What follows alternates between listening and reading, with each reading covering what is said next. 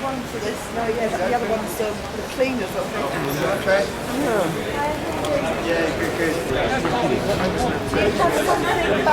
Yeah, I can give you some emergency plan. Yeah. And they shut it down. Yeah. And they said it was all about money, but it wasn't. Yeah. It wasn't. It was another agenda.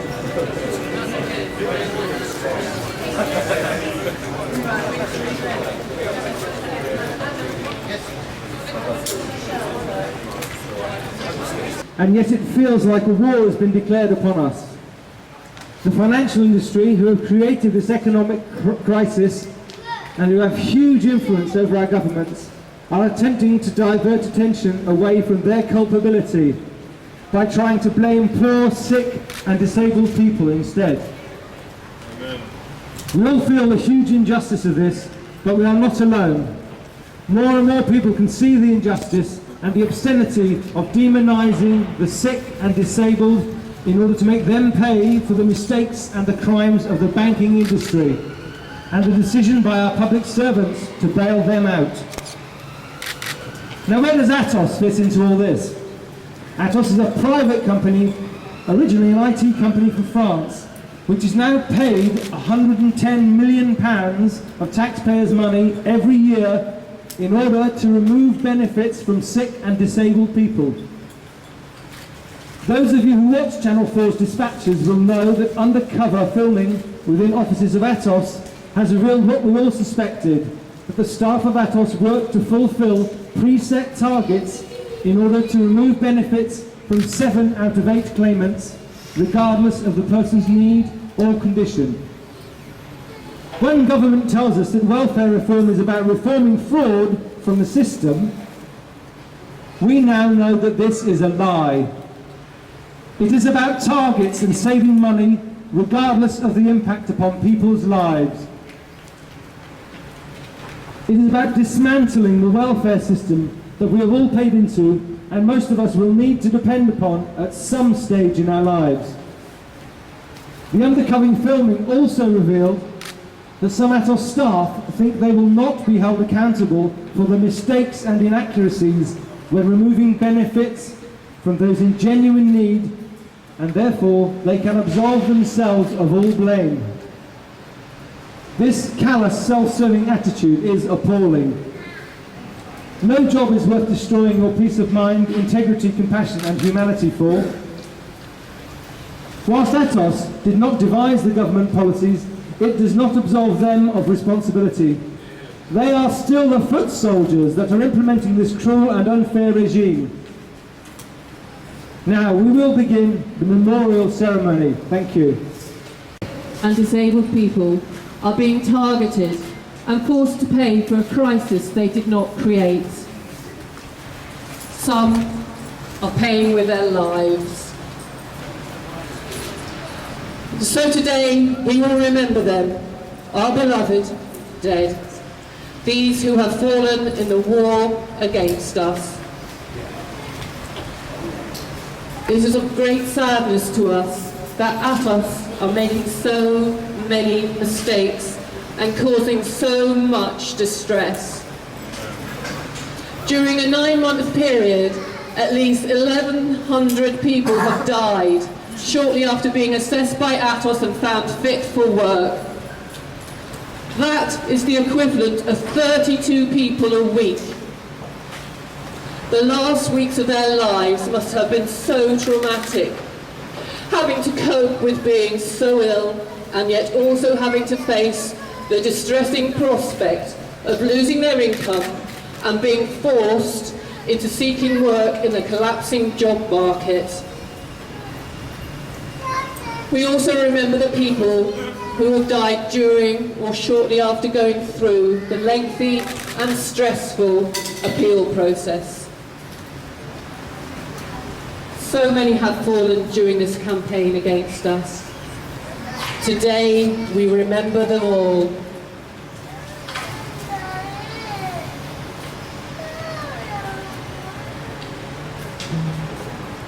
We will now read out the names of some of the fallen, where Atos assessments and loss of benefits have been a contributory factor to the distress that led to their deaths.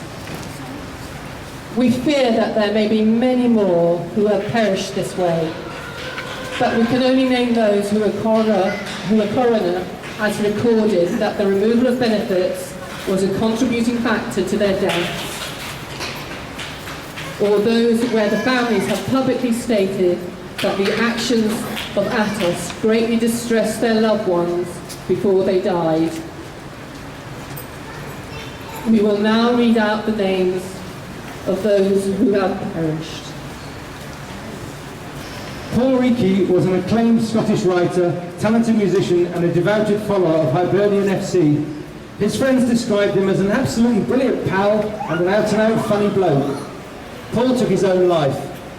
He did not leave a suicide note, but laying out on a table close to his body were 2 letters from the DWP, Department of Work and Pensions.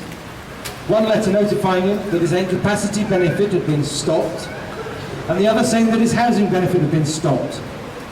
His friends wrote a strongly worded letter to Chancellor George Osborne so that he would know the human cost of attacking those on benefits.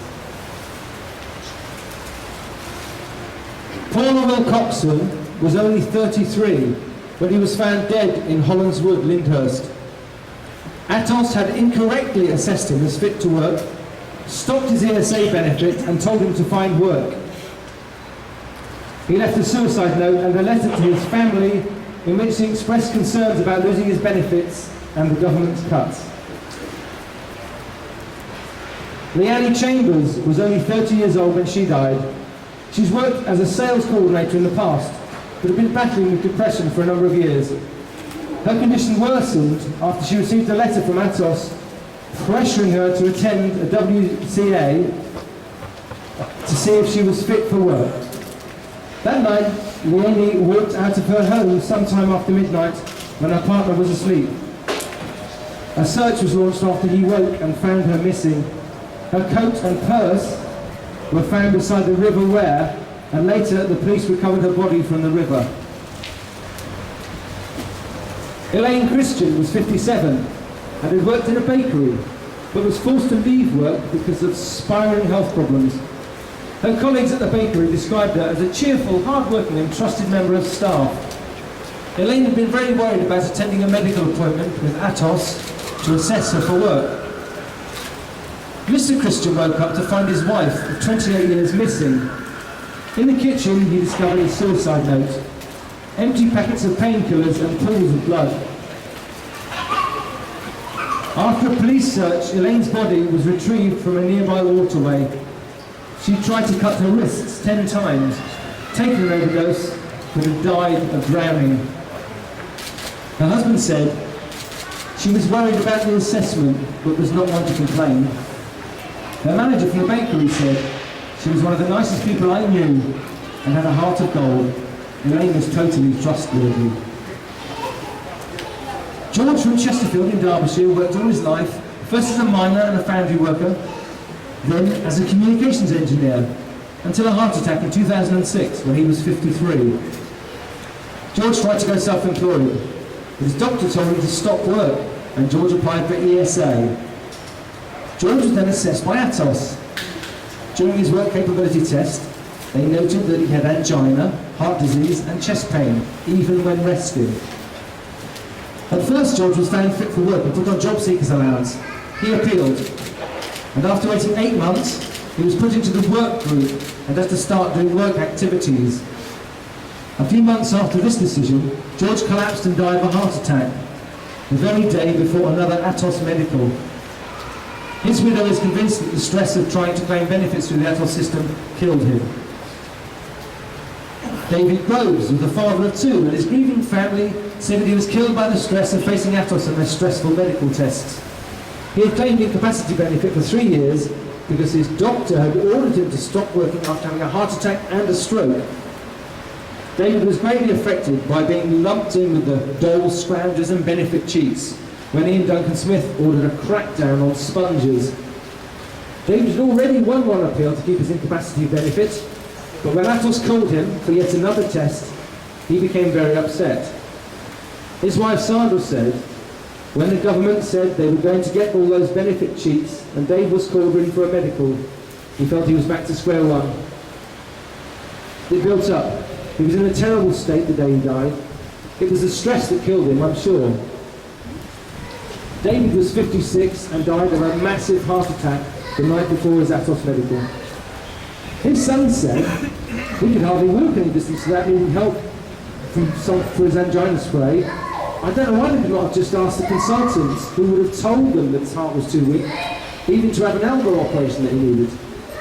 They would have made it clear how ill he was. Mark and Helen Mullins, many of you may know Mark and Helen's story. You'll have seen the video of them being interviewed outside a food bank. The married couple have been having a real struggle getting access to the correct benefits that they needed. The local authority removed Helen's 12-year-old daughter from her because Helen had learning difficulties and her daughter was having to look after her. She was not able to claim job seekers allowance because she was told she was not fit for work.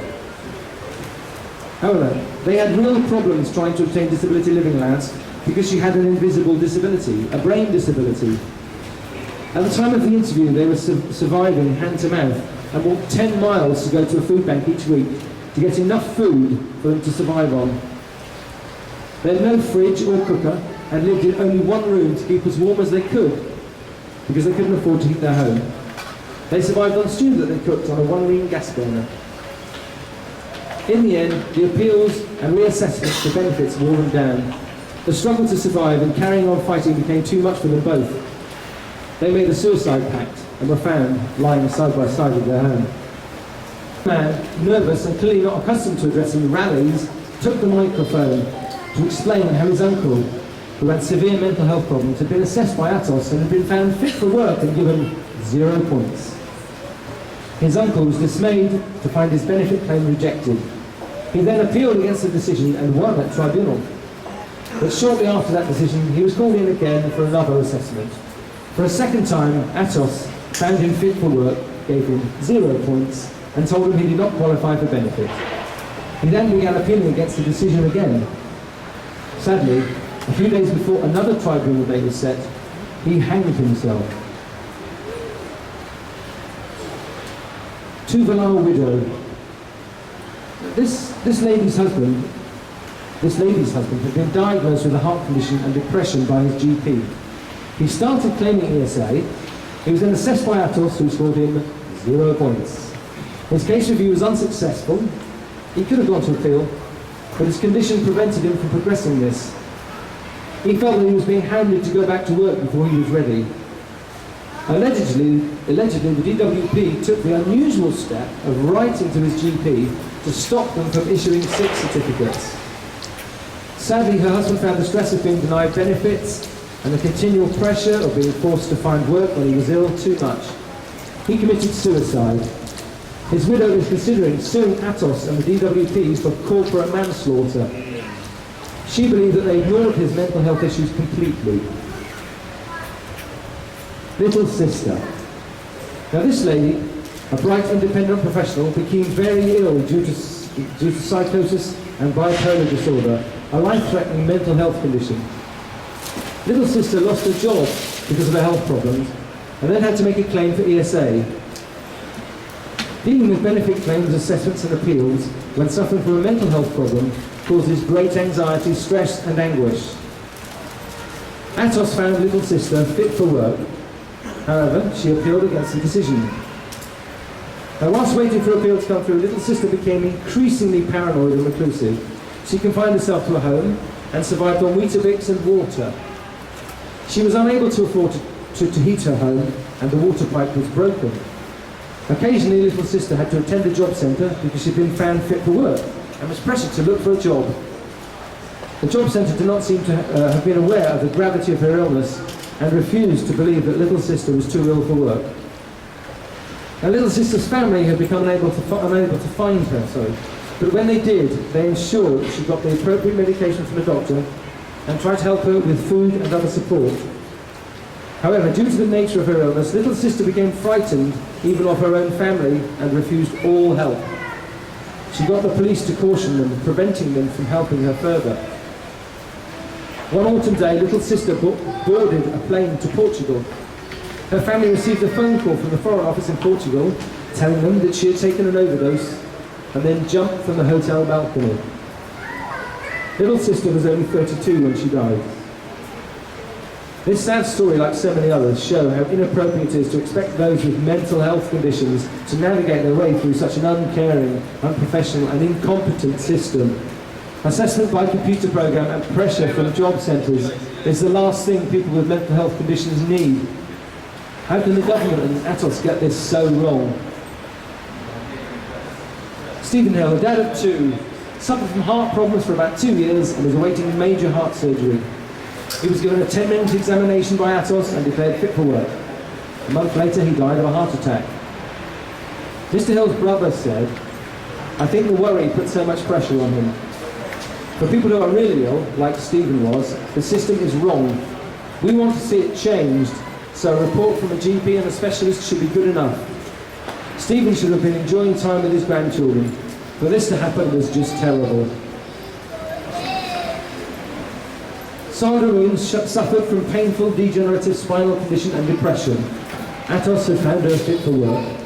In the days leading up to her death, she'd been very worried about losing her incapacity benefit. Sandra took a massive overdose. She was discovered by her son Ryan when he returned home with her husband. Craig Monk had an accident 4 years ago which left him needing a leg amputation. His family described Craig as vulnerable because he'd previously taken overdoses of antidepressants and painkillers. Atos found Craig fit for work.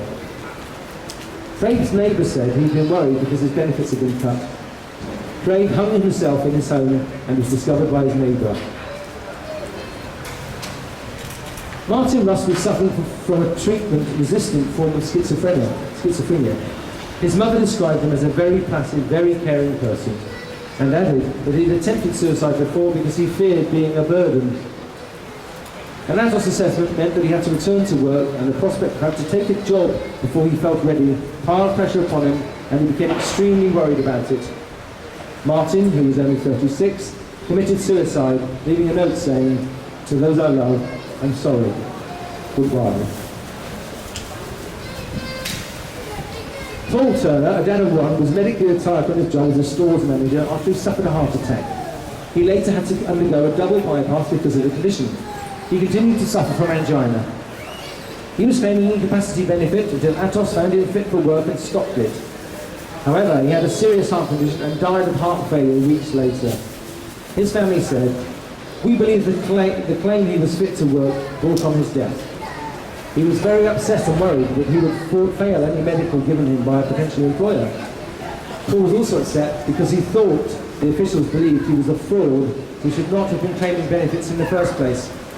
His family also say that during his assessment they did not undergo any physical test that could have picked up a problem with his heart. Mark Scott had suffered from oxygen deprivation when he was born, and this had left him prone to epileptic fits and panic attacks. This severe anxiety led him to drink heavily, and he became a chronic alcoholic. He was left penniless after Atos found him fit for work, and he was stripped of his incapacity benefit and housing benefit. His dad, Cliff, said that Mark sank into a deep depression after he lost his benefits. A month after work, Mark, who was 46, developed pneumonia and died. Cliff said, "I think the anxiety Mark suffered over this depression killed him, over this decision killed him. They should never have stopped his benefits. They pulled the rug from under him, and I think the stress of it led to his death. I want to fight for justice, not just for Mark, but for all the other people in the same situation." Cliff took the DWP to an independent tribunal who found that the decision to remove Mark's benefits was incorrect. Cliff said, "I know Mark would still be alive today if he had kept his benefits, as it proved he should have. The government, the DWP, failed my son. The system is not fit for purpose." Now, many of you may have known Karen Sherlock. She was a very active lady online. Her Twitter profile was "Chronic Spoonie, lots wrong, ESA stopped by this inhumane government, preparing for dialysis, each day is tough." After Karen died, Sue Marsh wrote the following about her in her blog. "Karen embodied our fight in almost every way. She was desperately ill. Her kidneys were failing, putting a huge strain on her body. Ultimately, it seems she died of a cardiac arrest. She'd been found capable of work by the DWP, placed in the work-related activity group. Her employment and support allowance was time limited to 1 year after the welfare reform bill went through.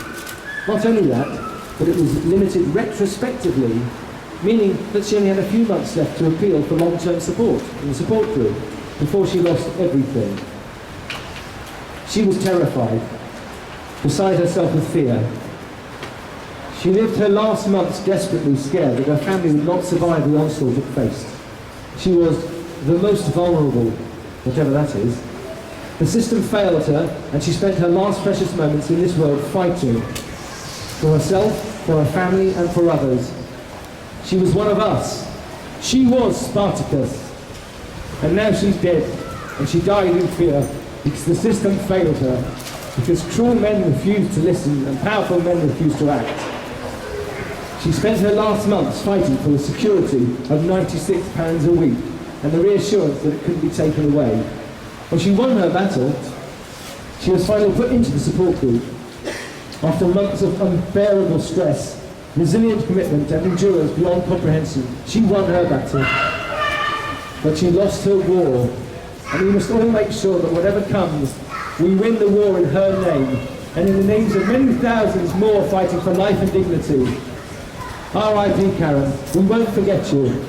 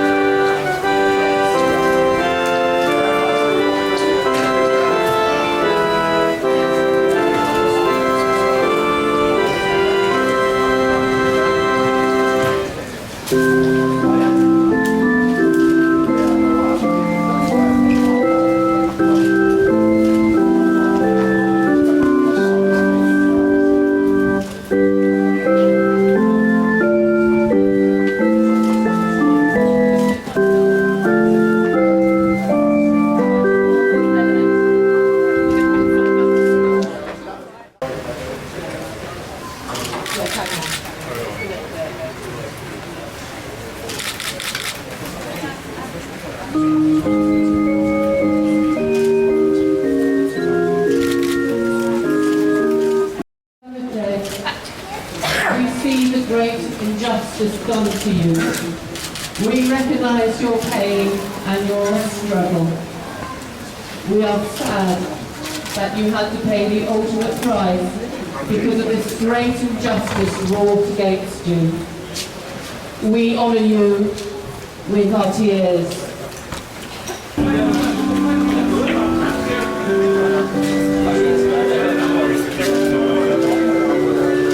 As we think on those deaths, we have to acknowledge that this scrounger rhetoric has been viciously overdone. The government must stop trying to demonise sick and disabled people. It is cruel, unjust, inhumane. It is a witch hunt and it has to stop. Most people come to the benefit system because their lives have hit an iceberg. Their ability to function and earn money is in tatters, and they are driven to desperation. At their lowest ebb, in their moment of greatest need, the system, Atos and the Department of Work and Pensions, kicks them in the teeth. We need everyone to realise that the welfare system is being dismantled. Private companies like Atos are draining public money away from the welfare support systems and into private pockets. The work capability assessment is not fit for purpose. And unless something is urgently done to substantially change this, then more deserving and genuine people will continue to suffer and to die. When will there be more politicians, community leaders and spiritual leaders to make a stand and speak out in defence and support of sick and disabled people? To insist that the persecution, Suffering and carnage stops. But we must not give up. I look around me now and I just see the faces of friends. Friends that I know have felt pain and fear that comes when a government tries to demonise you. I have felt it too. We know the fear and despair that this war against us is generating. We know how it feels to be verbally abused and even physically assaulted because you are sick or disabled. This is why we're here, to stand together, to support one another, to prevent any more of us falling like our beloved dead. We must and we can stand together to fight against this great injustice, to keep each other safe and to keep each other strong. Others can see the injustice and they have spoken out in our support. We have the support of all those who have compassion and integrity. The British Medical Association have described the work capability assessment as not fit for purpose and have demanded for it to be halted immediately. The Royal College of Psychiatrists has strongly criticised the devastating effect that Atos and Cuts have on patients. The mental health charity Mind have branded the work capability assessment as inhumane.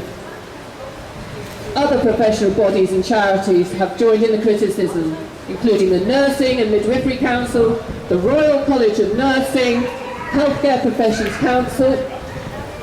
Even the Citizens' Advice have spoken out. Their chief executive said, "We wouldn't allow a private contractor to let us down on the Olympics, so we can't allow one to let down disabled people." Mistakes by Atos have a human cost and a cost to the taxpayer. Getting medical assessments right first time is absolutely essential in ensuring that seriously ill and disabled people get the support they are entitled to and cutting the number of unnecessary appeals.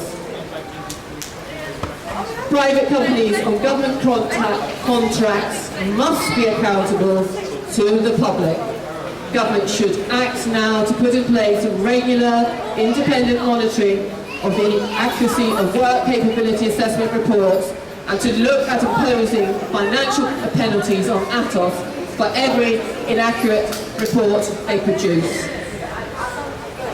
It seems that the only ones who seem to think that Atos are doing a good job are Atos themselves and of course Messrs Grayling, IDS and David Cameron.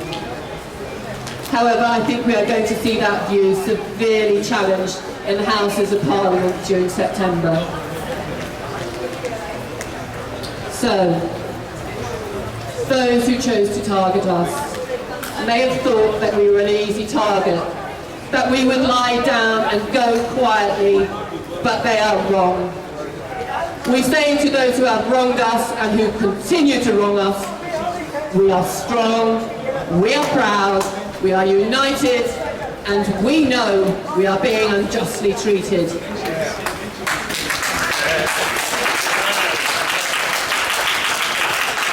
So we say again, we will not lie down, we will not go quietly, we will never stop shouting about this injustice. You will hear our voices and those of our supporters in Parliament, in the courts, online and on the streets.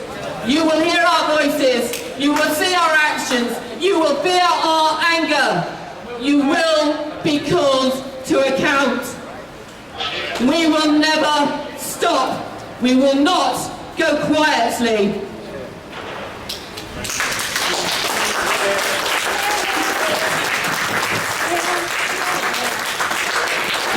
And to the assessors working for Atos, we say, It is not about paperwork and targets. It is about people's lives. So today, Atos, you will hear what is in our hearts. Back in 2009, where she was a cleaner, I believe, and she felt too unwell to carry on. And at her Atos exam, she told them that she felt breathless and tired, and they found her fit to work. And shortly after that, she was found to have terminal lung cancer and died. And that was exposed several years ago, so they have known all along to take these people, and they have a genocidal policy of driving sick and disabled people off benefit. Even cancer patients who are undergoing chemotherapy are not exempt from the work conditions for benefit. And it was brought in by Labour, but now we have a government that is intent on denying us the money we need to survive. And disabled people are under attack as never before since the welfare state was set up. And the Paralympics are being promoted like everyone's a young, fit, disabled person, and that's not the reality. The reality is most people have disabilities after many years of wage work. Our health is destroyed by the kind of work we do, the hours and the conditions and the pollution. And then when we need some help after we've been paying in for many years, then we don't get anything. So we're also here to highlight how, in particular, women are doing a lot of unwaged caring work which is not that valued. As disabled women, we're particularly looking after children, yet when we go to the Atos test, if we're looking after our children, they say we're fit for work. So, how are families supposed to survive? So we're here because we're very angry and we're determined that Atos is not going to continue, and we want to hold the government to account. Living in constant fear is no way to live. You're making people's lives intolerable. Withdrawing a person's only means of survival is letting them die. You're killing people to meet targets while earning billions. And I'm speaking out against you because my conscience cannot stand to be silent as I witness the suffering you cause. And I'm speaking out because one day it could be me that you kill. Atos. You assessed my sister, and she was declared fit for work. Sadly, like many sick and disabled people, she's not even well enough to undertake the work-related activities, now forced upon her, and forced upon so many as a result of your inaccurate assessments. She was too ill to fight against the decision. Fortunately, her family fought for her, and after considerable distress, she eventually won her appeal at High Court. Of course, not everyone has a family that can support them in this way. Do you actually genuinely believe that your actions are having a positive effect on the lives of sick and disabled people? Or are you just following orders, knowing full well the pain and suffering and utter devastation you are inflicting upon people, real people? Why do you continue with this cruelty? Have you convinced yourself that these people just don't matter? In years to come, when the full extent of this suffering is known, how will you feel about the part you played? For whoever is giving the orders, your role is a significant one and will be remembered as such. Please stop. Yours faithfully, S. Ryan Devon. We're not making mistakes, and we have to all stick together. We refuse to be divided into the deserving and non-deserving. It's not true that fraud is a serious problem. They're the biggest frauds. They have £3 billion worth of government contracts, public money. Suicidal, I've been placed in a support group. It would appear there's no consistent policy about people reporting as suicidal when they attend Atos healthcare assessments. Clearly, the guidance is that people reported as suicidal should be placed in a support group, but a lot are not being placed in a support group and are being put at risk.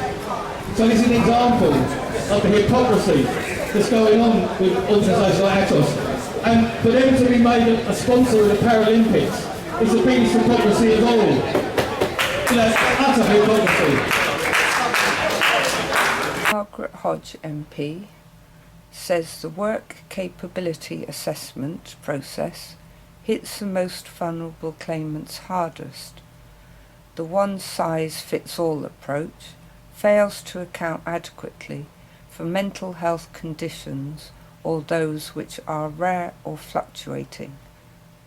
While the department has started to improve, the process is still too inflexible and too often is so stressful for applicants that their health simply gets worse. By January 27, 2013, it has been estimated that there have been more than 10,000 deaths as a result of the disability assessment process administered by Atos. According to the government's own figures, there is 1,300 persons dying after being put into the work-related activity group, 2,200 people dying before the assessment is completed, and 7,100 people dying after being put into the support group.